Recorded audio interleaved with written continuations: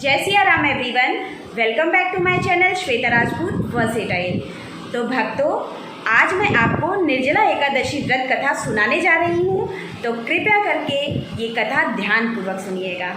तो कथा स्टार्ट करते हैं। ज्येष्ठ मास की शुक्ल पक्ष की एकादशी तिथि को निर्जला एकादशी का व्रत किया जाता है। हिंदू धर्म में इस व्रत का विशेष महत्व है। साथ ही निर्जला एकादशी व्रत की गणना कठोर व्रत में की जाती है। ऐसा इसलिए क्योंकि इस दिन साधक बिना अन्न और जल ग्रहण किए एकादशी व्रत का पालन करते हैं। इस दिन जो व्यक्ति स्वयं निर्जल व्रत रखकर गरीब व जरूरतमंद व्यक्ति को शुद्ध पानी से भरा घड़ा दान करता है, उनको भगवान विष्णु की कृपा प्राप्त होती है और व्यक्ति जन्म मरण के बंधन से मुक्त हो जाता है। अगर आप सभी एकादशी का व्रत नहीं कर पा रहे हैं तो निर्जला एकादशी का व्रत करके सभी एकादशियों का पुण्य फल प्राप्त कर सकते हैं। इस व्रत को भीमसेनी एकादशी के नाम से भी जाना जाता है। ऐसा इसलिए क्योंकि इस व्रत का संबंध गदाधारी भीम के जीवन से भी जुड़ता है। निर्जला एकादशी को पांडव एकादशी और भीमसेनी एकादशी या भीम एकादशी के नाम से भी जाना जाता है। आइए सुनते हैं निर्जला एकादशी व्रत की कथा। जब वेद व्यास ने पांडवों को चारों पुरुषार्थ धर्म, अर्थ, काम और मोक्ष देने वाले एकादशी व्रत का संकल्प कराया था, तब युधिष्ठिर ने कहा, जनार्दन, ज्येष्ठ मास के शुक्ल पक्ष में जो एकादशी पड़ती हो, कृपया उसका वर्णन कीजिए। भगवान श्री कृष्ण ने कहा, हे राजन, इसका वर्णन परम धर्मात्मा वेद व्यास जी करेंगे, क्योंकि ये संपूर्ण शास्त्रों के तत्वज्ञ और वेद वेदांगों के पारंगत विद्वान हैं। निर्जला एकादशी व्रत की कथा इस प्रकार है।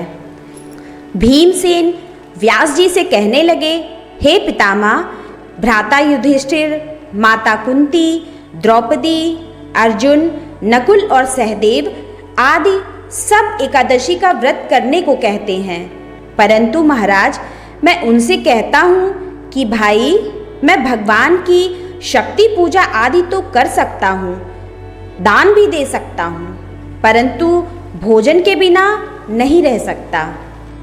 इस पर व्यास जी कहने लगे कि हे भीमसेन, यदि तुम नरक को बुरा और स्वर्ग को अच्छा समझते हो तो प्रतिमास की दोनों एकादशियों को अन्न मत खाया करो। भीम कहने लगे कि हे पितामह, मैं तो पहले ही कह चुका हूँ कि मैं भूख सहन नहीं कर सकता।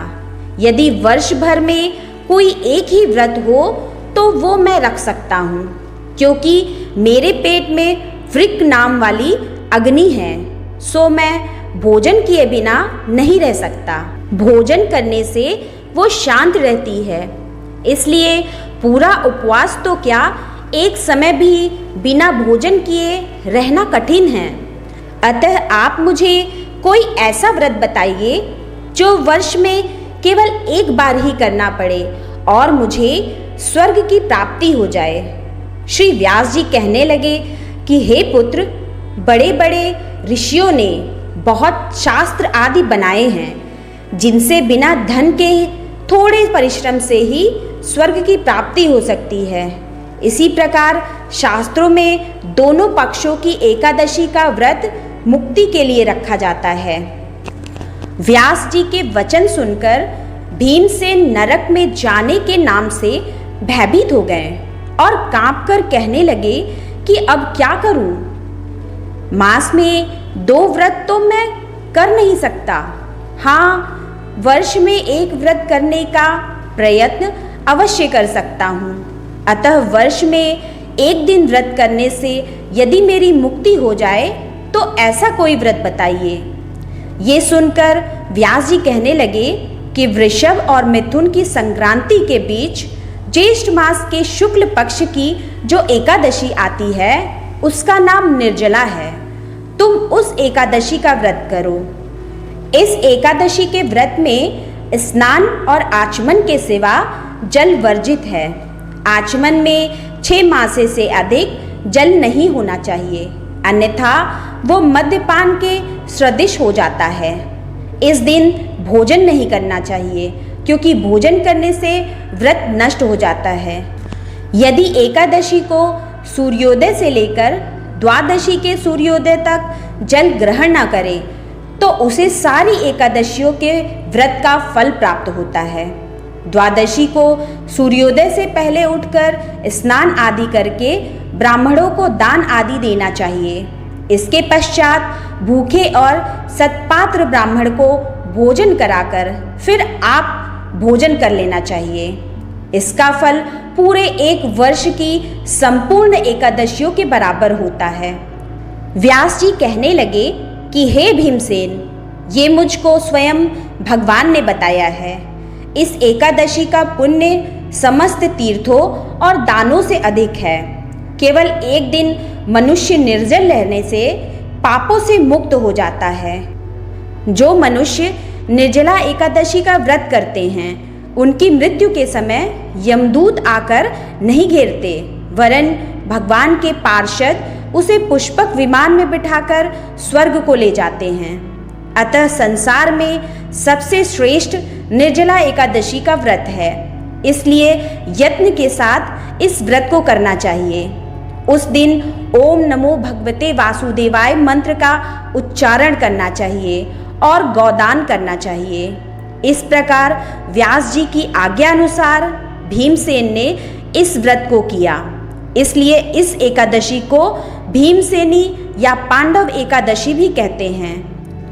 निर्जला व्रत करने से पूर्व भगवान से प्रार्थना करें कि हे भगवान, आज मैं निर्जला व्रत करता हूँ या करती हूँ। दूसरे दिन भोजन करूँगा या करूँगी।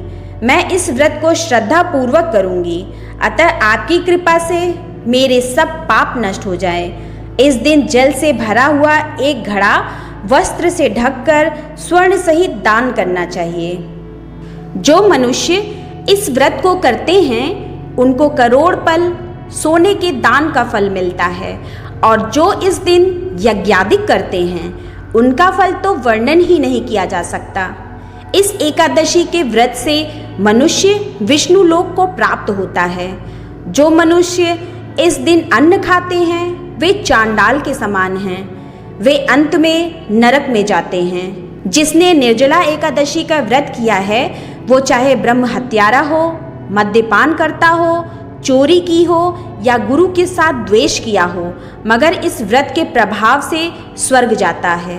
हे कुंती पुत्र, जो पुरुष या स्त्री श्रद्धा पूर्वक इस व्रत को करते हैं उन्हें अग्रलिखित कर्म करने चाहिए। प्रथम भगवान का पूजन, फिर गौदान, ब्राह्मणों को मिष्ठान व दक्षिणा देनी चाहिए तथा जल से भरे कलश का दान अवश्य करना चाहिए।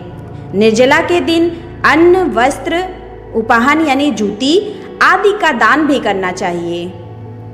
जो मनुष्य भक्ति पूर्वक इस कथा को पढ़ते या सुनते हैं उन्हें निश्चय ही स्वर्ग की प्राप्ति होती है। तो बोलिए लक्ष्मी नारायण भगवान की जय। भक्तों, मैं आशा करती हूँ कि मेरे द्वारा सुनाई गई निर्जला एकादशी की व्रत कथा आप सभी को बहुत ज़्यादा पसंद आई होगी। अगर मेरी ये वीडियो पसंद आई हो तो मेरे चैनल को सब्सक्राइब कर ले और बेल आइकन प्रेस करना बिल्कुल ना भूले। मेरी वीडियो को अपने फेसबुक, व्हाट्सएप, इंस्टाग्राम पर शेयर करना भी बिल्कुल ना भूले। मेरे वीडियो को लाइक एंड कॉमेंट्स भी ज़रूर करें। मैं अपना वीडियो यहीं समाप्त करती हूँ। मिलते हैं नेक्स्ट वीडियो में। तब तक के लिए आप सभी लोग कमेंट बॉक्स में ज़रूर लिखिएगा लक्ष्मी नारायण भगवान की जय।